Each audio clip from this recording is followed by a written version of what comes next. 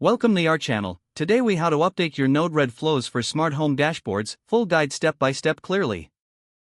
To update your Node-RED flows for smart home dashboards, start by opening your Node-RED editor in your web browser.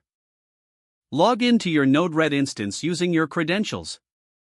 Once you are in the editor, review your existing flows to identify which ones require updates. Check for any nodes that may have deprecated features or need reconfiguration. If necessary, head to the Node-RED library to find updated versions of the nodes you are using. To do this, navigate to the menu and select Manage Palette. In the palette, look for any available updates for your installed nodes. If updates are available, click the Update button next to each node. After updating nodes, it's essential to review your connected nodes for compatibility. Look for nodes that may have changed their input or output formats. Adjust the wiring between nodes as needed to ensure smooth data flow. Begin testing your updated flows by clicking the Deploy button in the upper right corner. Observe how data moves through your dashboard to identify and troubleshoot any issues. If your dashboard includes UI components, ensure they reflect the updated data accurately.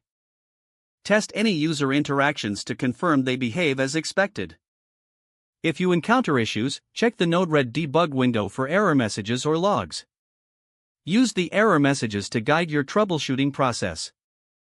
You may also want to refer to the updated documentation for any nodes that were changed. Once you are satisfied with the performance of your flows, save your work regularly. Consider backing up your Node-RED flows to prevent data loss. You can export your flows by navigating to the menu and selecting Export. Choose the flow you want to export and save it securely. Finally, continuously monitor your updated flows to ensure they work correctly over time. This ensures your smart home dashboard remains efficient and reliable. If the page does not load, refresh the browser or try again in a private or incognito window. Make sure you are using the correct email address, then retype it carefully to avoid small typos.